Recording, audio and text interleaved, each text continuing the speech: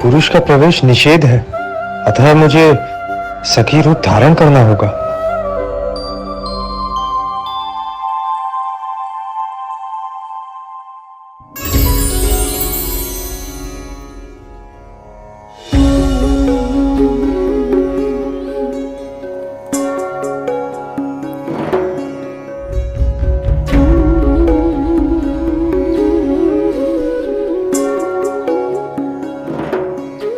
राधे राधे।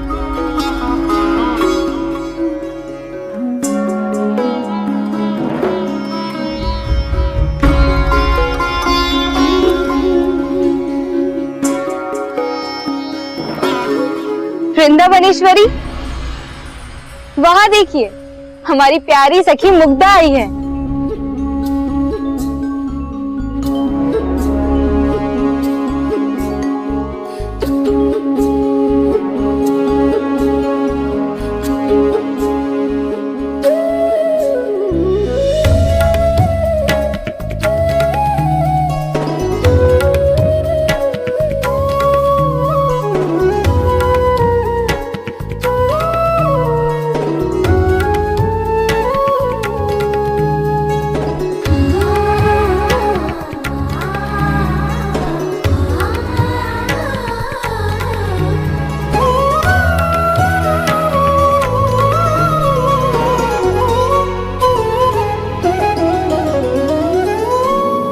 मेरी प्यारी सखी, आज कितने लंबे अंतराल के उपरांत तुम्हें देख रही हूँ।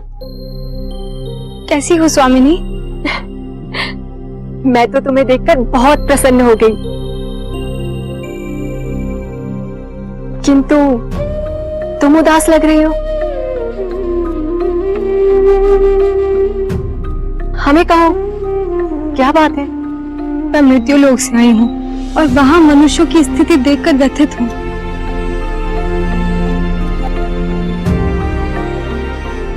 सखी, हमें धरती का हाल सुनाओ। राधे, मैं संसार के दुखों से दुखी हूँ। कलयुग आरंभ होने के उपरांत धरती पर भक्ति और प्रेम दोनों ही नहीं है। मनुष्यों का जीवन दुखों और कष्टों से भरा हुआ है।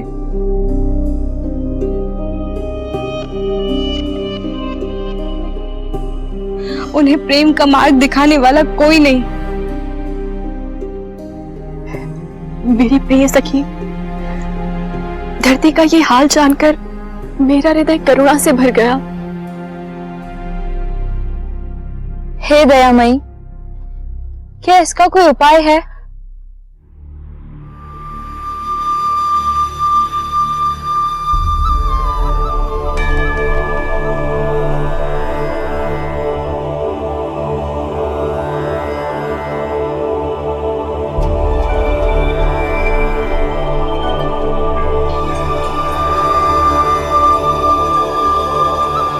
सखी, तुम धरती के मनुष्यों को प्रेम स्वरूप से अवगत कराओ, ताकि संसार में प्रेम भाव बढ़ सके। हे रंगदेवी, तुम धरती के लोगों को भक्ति का मार्गदर्शन कराने हेतु धरती पर जन्म लो।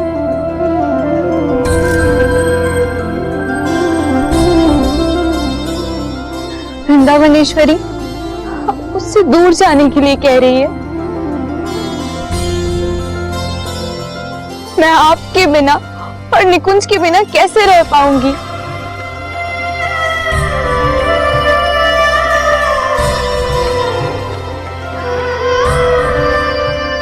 तुम दूर कहाँ हो?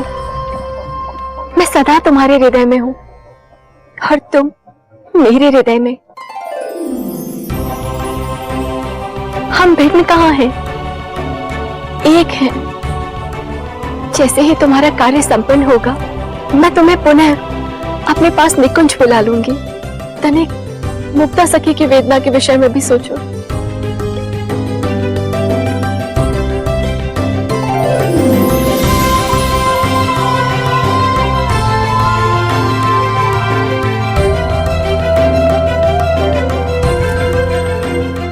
आप उचित कह रही हैं।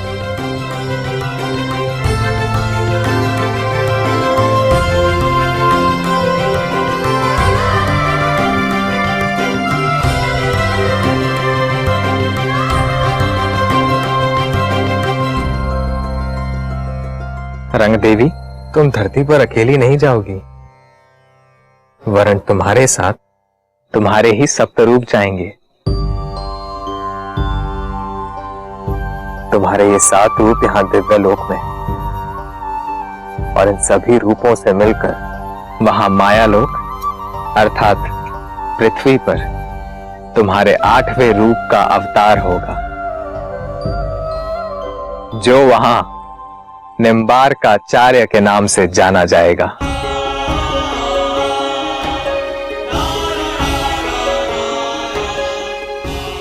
और इन 7 रूपों में प्रथम स्वयं तुम रंग देवी का रूप, द्वितीय रूप राधा की मुख की कांति,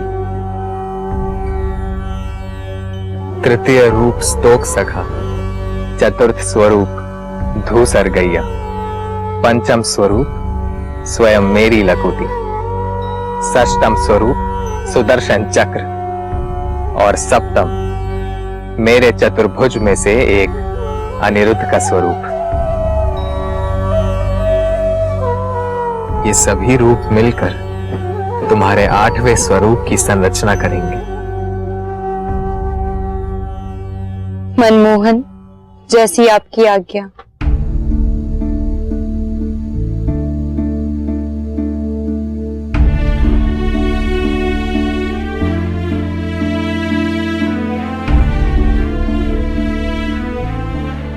अब हमें अपनी प्रिय सखी को यहाँ से विदा करना होगा।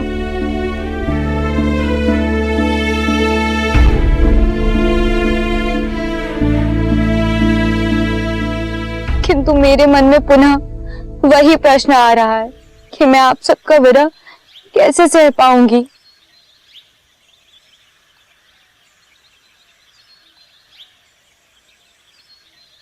प्रिय सखी,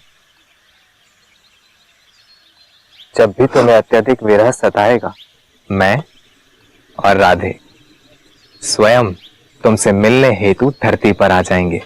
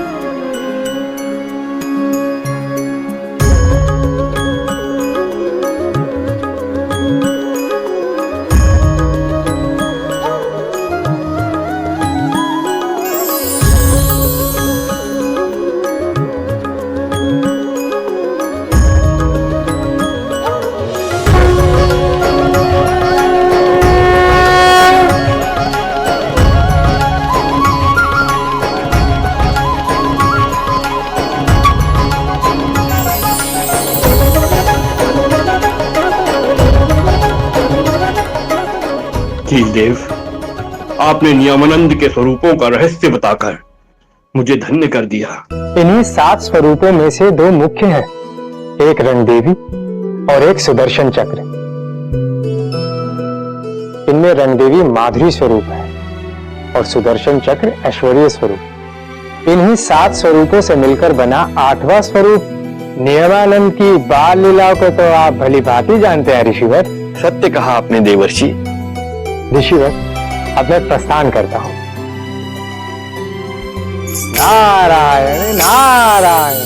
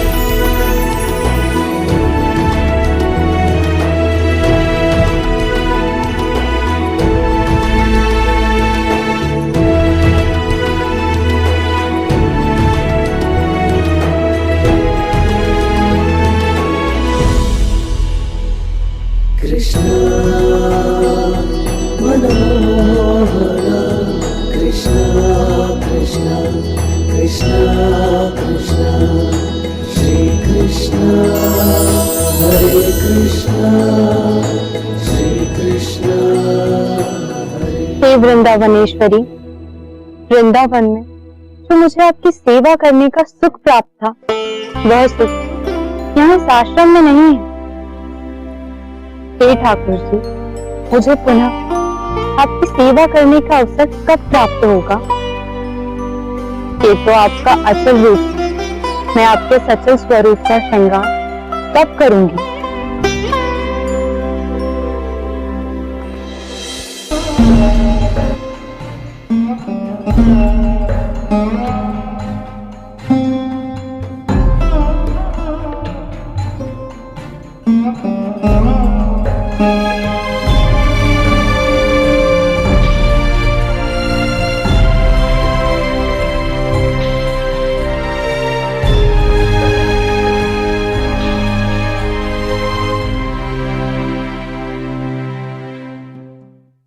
ये क्या, मेरी सहचरी होते हुए भी तुम्हारी आंखों में अश्रु?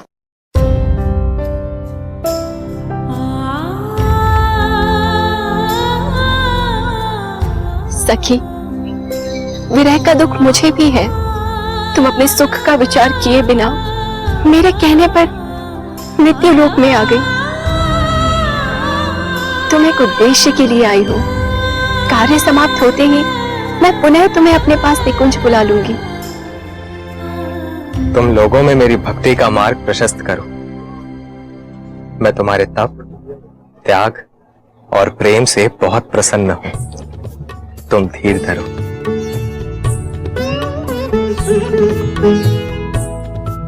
सखी, तुम अपने मन की अभिलाषा पूर्ण करो और मेरा श्रृंगार करो। अवश्य।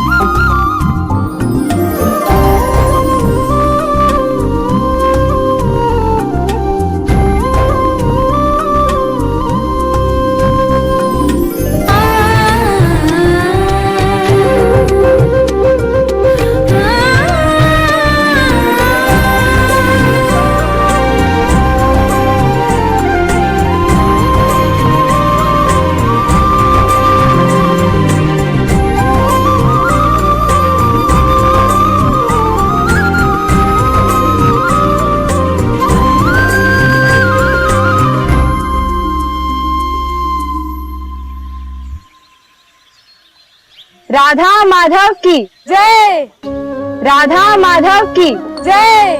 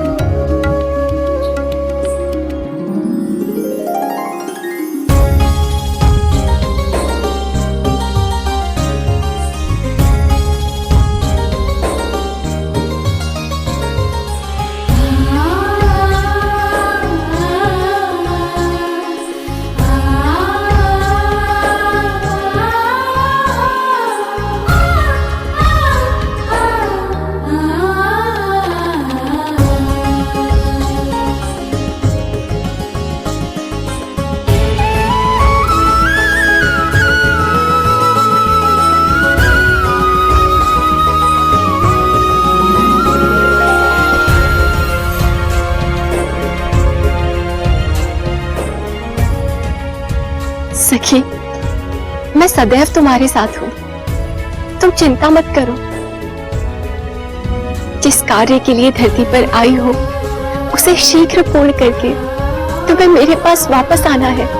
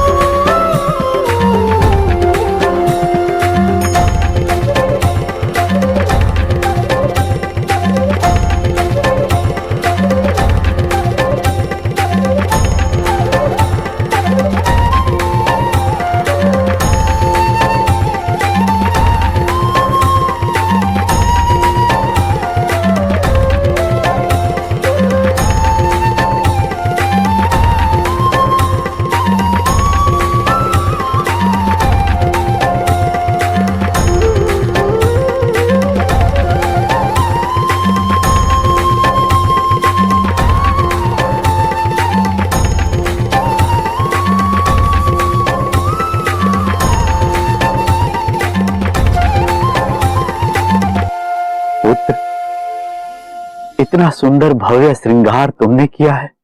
हाँ पिताश्री।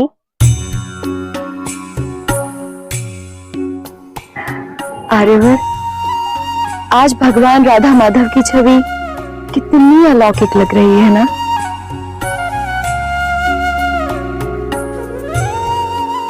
मैं इतने वर्षों से श्रृंगार कर रहा हूं, पर मुझसे ऐसा श्रृंगार कभी नहीं हुआ। मैंने तो तुम्हें ये सब सिखाया भी नहीं।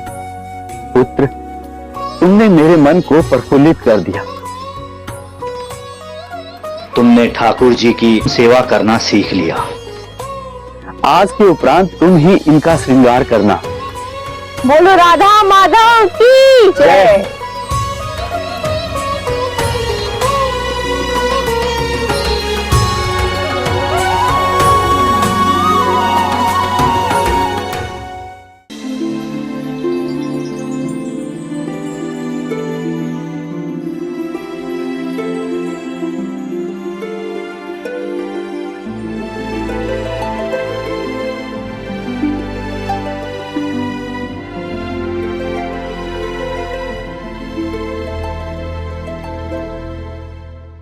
नियमानंद, नियमानंद।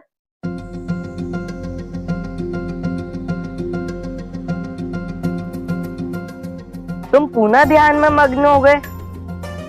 हम सभी खेलने जा रहे हैं, तुम भी चलो हमारे साथ। अच्छा बताओ, तुम सबको खेलने में बहुत आनंद आता है? हाँ बिल्कुल आता है। और यदि खेलने ना मिले तो? फिर तो बिल्कुल में अच्छा नहीं लगता। और यदि मैं एक नहीं बल्कि 3 कार्य बताऊं जिसे करने से आनंद ही आनंद मिलेगा, तो करोगे? हाँ क्यों नहीं। तो बैठो, बताता हूँ।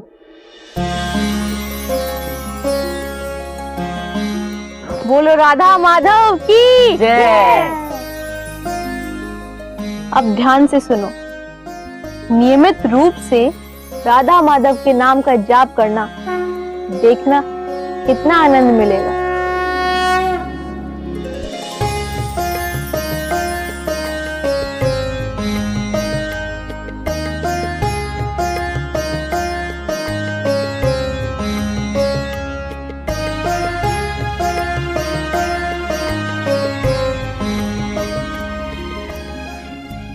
अच्छा लगा?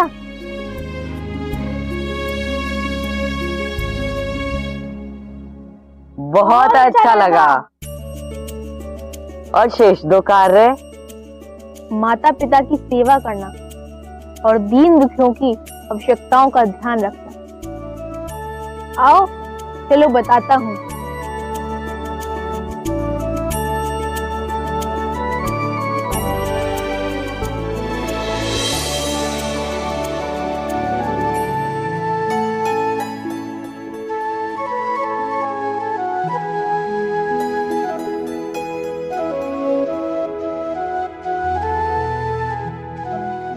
आनंद आया? बहुत। गौ सेवा ही तीसरी सेवा है। राधे कृष्णा राधे श्याम श्याम राधे राधे, राधे कृष्णा कृष्णा कृष्णा राधे राधे।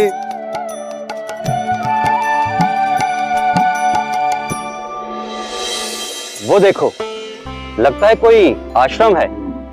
क्यों ना हम आज रात्रि विश्राम यहीं करें? आपका कहना उचित है, परंतु हमें पहले आश्रम वासियों से अनुमति लेनी होगी। आओ चले, आश्रम के द्वार पर चलकर बात करते, वो अवश्य मान जाएंगे। हाँ हाँ चलो चलते हैं। राधे श्याम श्याम श्याम राधे राधे। राधा कृष्ण ओम जय श्री राधा कृष्ण राधा कृष्ण।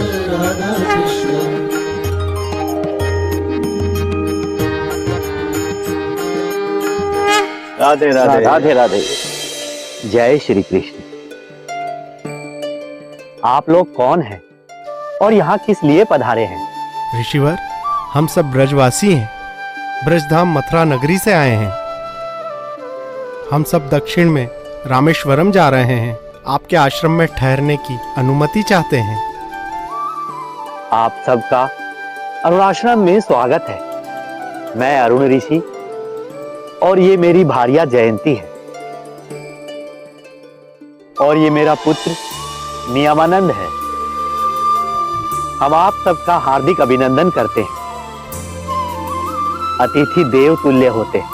हमारे आश्रम में ठहरकर हमें अतिथियों की सेवा का सौभाग्य प्रदान करें।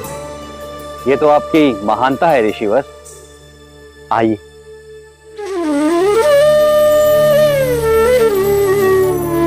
एक बार तीर्थाटन करते आश्रम ब्रजवासी आए। पिता अरुण ऋषि मात जयंती, नियमानंद अति हर्षाए। पूजन जल भोजन से सबका यथा योग्य सम्मान किया। रात्रि में सबने मिल करके श्री हरि का गुणगान किया।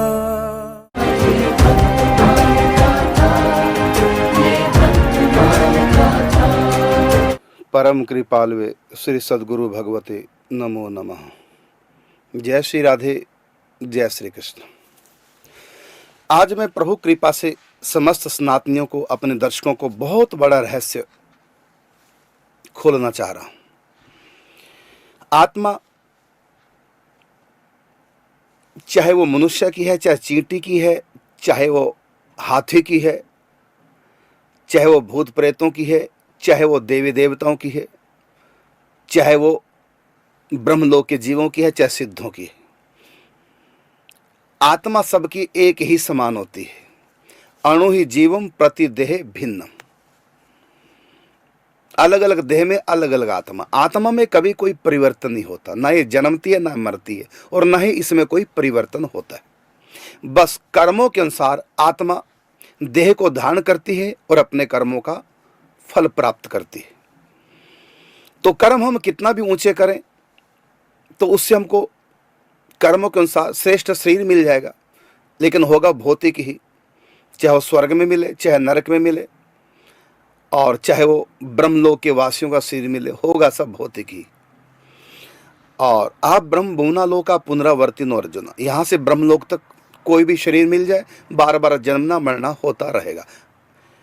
इसके बाद जब हम ज्ञान मार्ग से आगे चलेंगे, कर्म का मार्ग त्याग करके जब ज्ञान मार्ग से चलेंगे, तो उस समय आत्मा समस्त शरीरों से, बंधन से मुक्त हो जाती है। उसी का नाम है मुक्ति, कैवल्य, मोक्ष, निर्वाण।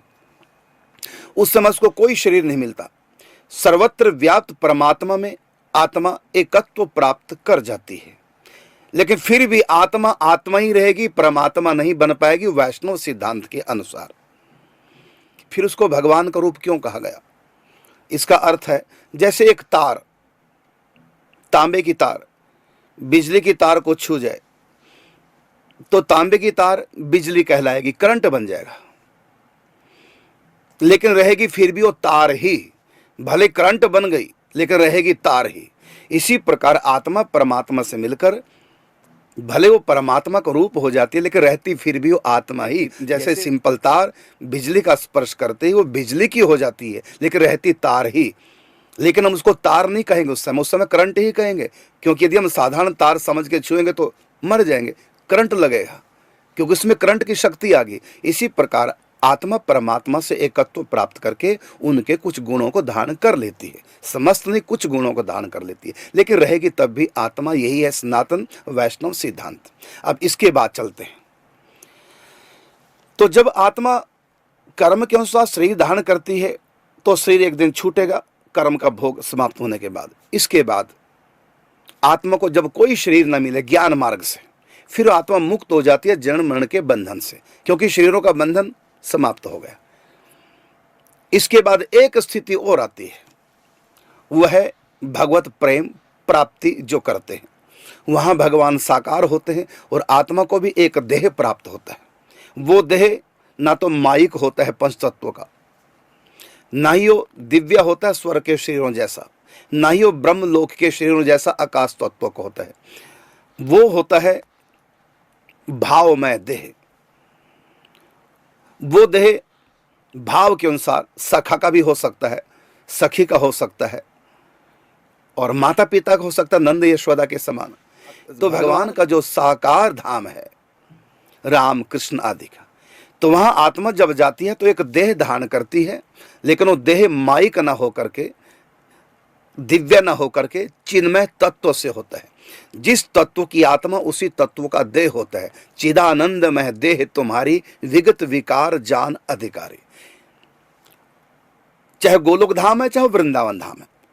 अब रही बात वृंदावन धाम की। वृंदावन धाम में जो शरीर हमको प्राप्त होगा वो महाभाव में शरीर होता है। गोलोक धाम तक शरीर भाव में होते हैं, और निकुंज वृंदावन में जो शरीर प्राप्त होगा वो महाभाव में शरीर होगा। वो राधा तत्व से निर्मित होगा, तो वो शरीर हमको प्राप्त होता है। आपने देखा देवऋषि नारद जी जब वृंदावन गए तो उनको महाभाव में देह प्राप्त हुआ। वो राधा तत्व से निर्मित है, महाभाव से निर्मित है। हैं तो सब शरीर भाव में ही, लेकिन राधा रानी महाभावमयी है, तो महाभाव से ही निकुंज वृंदावन में प्रवेश होता है, भाव से नहीं। गोलोक धाम में भाव से प्रवेश है, गोपी भाव, सख्य भाव, वात्सल्य भाव, लेकिन निकुंज वृंदावन में इन भावों का प्रवेश नहीं। निकुंज वृंदावन में महाभाव का प्रवेश है, और महाभाव अर्थात राधा रानी का स्वरूप सखी का जब हो जाता है तो ये महाभाव से ही निकुंज वृंदावन में प्रवेश है। तो आपने देखा देव ऋषि नारद जी का जो शरीर है वो कैसा है, आकाश तत्व से निर्मित दिव्य ब्रह्मलोक के वासियों का शरीर होता पंच तत्वों का, लेकिन उसमें आकाश तत्व की प्रधानता है। देवताओं का शरीर भी पंच तत्वों का, लेकिन उसमें अग्नि तत्व की प्रधानता है। और भूत प्रेतों का शरीर भी पंच तत्वों का, लेकिन उसमें वायु तत्व की प्रधानता है। हमारा आपका शरीर भी पंच तत्वों का, लेकिन उसमें मिट्टी तत्व की प्रधानता है। निकुंज में ये शरीर प्रवेश नहीं कर सकता। निकुंज में महाभावमय देह प्राप्त होता है, वो प्रवेश उससे करते हैं। तो देव ऋषि नारद जी को शरीर कहाँ से मिला, तो मैं बताना चाहूंगा। राधा कृष्ण का सम्मिलित वपु एक अवतार 24 अवतारों में, भागवत के एकादश स्कंद में कथा आती है। तो 24 अवतारों में एक हंस अवतार है। तो हंस अवतार ने सनकादिक ऋषियों को दीक्षा और शिक्षा दी निकुंज की, और उनको सखी भाव प्रदान किया।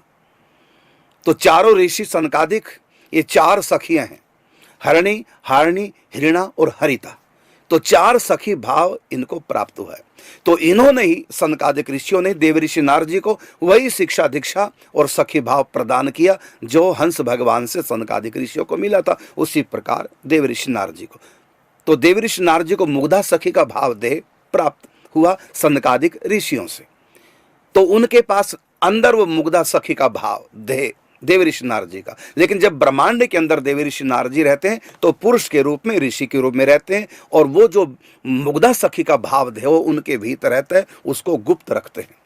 लेकिन अब जब निकुंज वृंदावन में जाना हुआ तो द्वार तक तो पहुंच गए देव ऋषि नारद जी के स्वरूप से, लेकिन निकुंज वृंदावन में कैसे प्रवेश करें, तो वहां तो भाव देह से। इसलिए उन्होंने उसी समय अपना भीतर का जो उनको अपने गुरु सनकादिक ऋषियों से प्राप्त हुआ था मुग्धा सखी का भाव, तो उस भाव को उन्होंने प्रकट किया, और उस भाव देह से उन्होंने भीतर निकुंज में प्रवेश किया।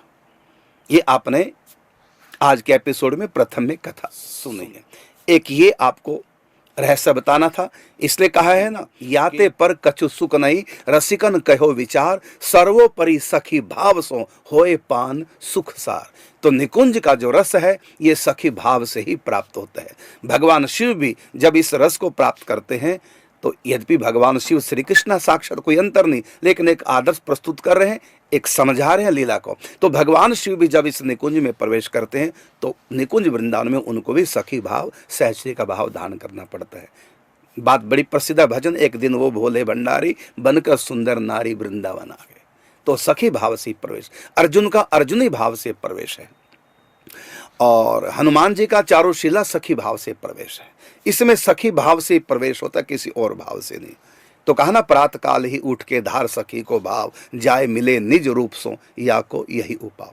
और इसमें दूसरा प्रसंग है वो ये कि जो श्री नियमानंद जी हैं अर्थात श्री निम्बार्क भगवान, तो आप 8 रूपों में नित्य भगवान की विविध रूपों की सेवा में संलग्न रहते हैं सदा। तो 8 रूप कौन कौन से ही आपको बताया गया है। तो 8 रूप है, एक तो राधा रानी की परम प्रिय सखी रंग देवी जी, और राधा रानी की अंग कांति वो भी भगवान निम्बारकाचार्य जी हैं, 2 रूप हो गए। तीसरा धूसर नाम की श्री कृष्ण की गाय, ये निम्बारकाचार्य जी हैं, और स्तोक नाम की जो श्री कृष्ण के प्रिय सखा हैं वो भी श्री निम्बारक भगवान है। यहाँ तक कि ठाकुर जी के हाथ में गैया चराते समय गोपाल वेश में जो हाथ में लकुटी होती है, लाठी कह लो, तो वो लकुटी भी निम्बारक भगवान बने हैं। यहाँ तक कि भगवान के परव्योम में जो चतुर्व्यूह है उसमें एक अनिरुद्ध नाम से वो भी श्री निम्बारकाचार्य जी बने हुए हैं। राधा रानी की जो नथ है वो भी श्री निम्बारक भगवान बने हैं, और वैकुंठ में सुदर्शन चक्र के रूप में आप हैं। तो इस प्रकार आप विविध रूपों में भगवान की सेवा में सदा संलग्न रहते हैं। तो वही 8 रूप मिल करके निम्बार्क भगवान के रूप में प्रकट हुए हैं। तो यहाँ 8 रूप क्यों कहे गए हैं? इसलिए क्योंकि निम्बार्क भगवान जब यहाँ लीला करेंगे, आप देखेंगे आने वाले समय में अगले एपिसोड में इन सब की लीला करेंगे, 8 रूपों की श्री निम्बार्क भगवान लीला प्रकट करेंगे। इसलिए ये रूप दिखाया, बड़ा गुप्त रहस्य है ये सनातन धर्म का। इसी प्रकार प्रतिदिन कुछ ना कुछ सनातन धर्म के रहस्य उद्घाटन करते रहेंगे। अब आपको मिलेंगे ठीक 15 मिनट के बाद प्रतिदिन की भांति रात्रि 8:45 बजे चरण छाया यूट्यूब चैनल पर आपके प्रश्नों को लेकर के। तब तक के लिए चाहेंगे आपसे अनुमति। जय श्री राधे, जय श्री कृष्ण।